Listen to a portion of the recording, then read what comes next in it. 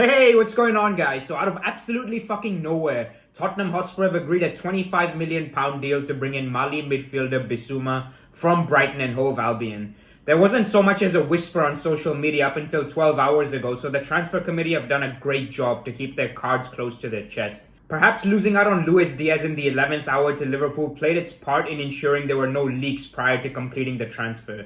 Bissouma was actually earmarked to replace the departing Moussa Dembele in 2018, but Spurs instead opted for Tanguy and Ndombele in a club record deal from Lyon, which obviously didn't go quite as planned. He's the third signing of the summer for Antonio Conte's side following the arrivals of Fraser Foster and Ivan Perisic. Even though the window's only officially been open for 4 days, it's great to see the club getting their business done nice and early. With the likes of Jed Spence, Christian Eriksen, Richarlison and Rafinha to name a few also being heavily linked with the club, it's a very exciting time to be a Spurs supporter. Needless to say, this fee is an absolute bargain for a highly coveted midfielder. This largely has to do with the fact that his contract was set to expire in 12 months. As a free agent, a whole host of clubs would be vying for his signature, so it's a shrewd bit of business by Tottenham to get this done here and now. The Athletic claimed clubs including Liverpool, Real Madrid, Manchester United, Arsenal, Leicester City, Aston Villa, Everton, Newcastle and Monaco were pursuing a deal for him in the last 18 months. Bissouma has been an influential figure in the Premier League ever since his arrival from Lille in 2018 and is widely considered to be one of the best players outside of the so-called top 6 sides.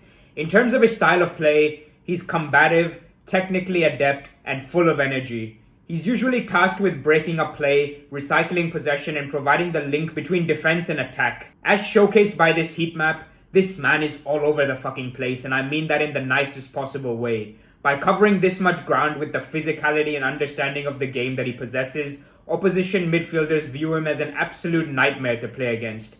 In a time where high press is currently the flavor of the month, Bissouma evades pressure and can receive the ball in tight spaces with ease, which often opens up space and allows him to progress forward in possession with quick bursts of pace. Aside from this, his ability to start attacks with crossfield switches is a sight to behold and provides his forwards an opportunity to run into space which is available in behind, something which will be music to the ears of Son Heung-min in particular. Off the ball, his work is just as savvy as it is on it. He constantly ranks amongst the top midfielders around Europe when it comes to tackles, blocks, interceptions and clearances. There isn't a blade of grass in the middle third that this bloke doesn't cover, which is undoubtedly a big reason why Antonio Conte was so hell-bent on bringing him in rather than dipping into the Italian market as he usually does. In addition to all this, he's still only 25 years old and yet to hit his prime. With his all-action approach, Bissouma could quite easily grow and develop his skill set to become Europe's premium defensively minded midfielder. Standing at 6 feet tall, I fully expect him to become a dominant presence in the heart of Tottenham's midfield. There are unfortunately, however, some things which can be constituted as red flags. First and foremost, the sexual assault charge hanging over his head. It's a huge concern that something might come of this further down the line, but I'm convinced an operator like Daniel Levy will have done his due diligence and quite possibly even stipulated contingencies into his contract based on the verdict from court. As things stand, he's been allowed to leave and re-enter the UK for the African Cup of Nations. Brighton didn't suspend him like Man United have with Mason Greenwood. The incident took place inside a nightclub, which makes it difficult to capture much on camera, and the majority of witnesses were obviously under the influence of alcohol.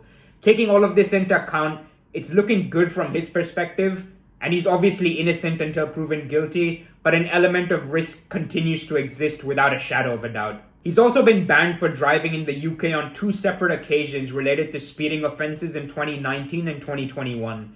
That may not be newsworthy under most circumstances, but his attitude has been brought into question both implicitly as well as explicitly by former managers and teammates. Graham Potter, for instance, said, "It's taken a bit of time for Bissouma to understand the requirements of the role for us, as well as how to behave on and off the pitch." Former Lille teammate and Portugal Euro 2016 hero Eder further stated, "I remember that Bissouma wasn't always the easiest to deal with. He was a bit of a rebel. When someone tried to tell him something, he would push against it. But that's part of the package when it comes to talented young players today. I think it was a product of his self-confidence." Now, a lot of this obviously has to do with his age, and there's every chance in the world he's matured over the last couple of years and even months. But if he does attempt any bad boy shit under a regimental disciplinarian like Conte, he'll be left with his tail between his legs, so it's best he buckle up and focus entirely on his game. Furthermore, he's gained a bit of a reputation as a maverick, and when asked by the BBC who he rates as the best midfielder in the league, he responded, "I don't want to be arrogant, but I cannot say another name. I know in the Premier League there are so many good midfielders, but for me, it's me. Because that gives me the confidence and the energy to work hard to show people I am here, and I am Bissouma." Not necessarily a negative by any stretch of the imagination. Self-belief, after all, is key to succeed at the highest level, and perhaps he's just been honest enough to say what the majority of media-trained footballers are actually thinking. But given other allegations labelled against him, you'd be well within your rights to be concerned that he's a bit of a big-time Charlie. His discipline on the pitch is something that needs to be improved upon as well. Bissouma's the only Premier League player to be banned for picking up 10 yellow cards this season. 9 of his 10 cautions have been in the second half of matches, including 6 from the 61st minute onwards and 3 of them from the 81st minute. As fatigue increases, games get stretched and he becomes more vulnerable to take desperate measures. Not the end of the world as long as he isn't getting himself sent off, but something that definitely needs to be worked on.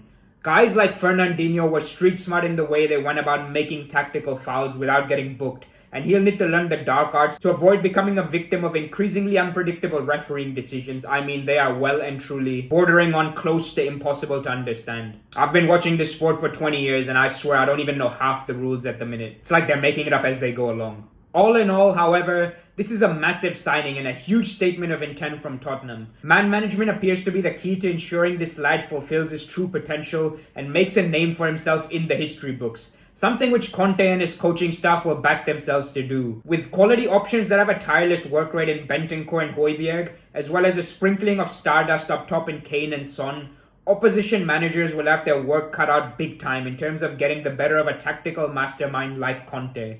Despite coming in mid-season into a side that was completely short of confidence, he's outplayed all-conquering teams like Manchester City and Liverpool while also slapping up North London derby rivals Arsenal. Consistency is still something that needs to be addressed with far too many drop points against lower to mid-table sides, but if that can be done, something special could very well happen in 2022-23 for Spurs. I've previously mentioned that I believe that they're dark horses for the league, and these reinforcements that they've brought in only further suggest that might be a possibility. Cheers for tuning in as always, guys. I'm happy to answer any questions you have down below, and I'd love to hear your thoughts. Obviously, this is someone we've all seen plenty of in the Premier League, and Brighton have been a real breath of fresh air. They have a whole host of potential worldies within their side who deserve a shout, including, but not limited to, Robert Sanchez, Marc Cucurella, Tariq Lamptey, Enoch Mwepu, and Moises Caicedo. Manager Graham Potter looks destined for greatness too, so it'll be interesting to see what Chairman Tony Bloom has planned for the short term. Really looking forward to seeing how they develop over the next 12 months. From Brighton's perspective, they'll be hoping they can keep hold of some of these lads moving forward in the next 3 or 4 years, because then they'll have a hell of a side which will finish pretty much in the top 10 year in, year out. But alas, it's a very short career, so they'll probably be looking for ventures new as they get better and better. Have a great day, guys, and I really hope we get more transfers like this which come out of the absolute blue. Peace.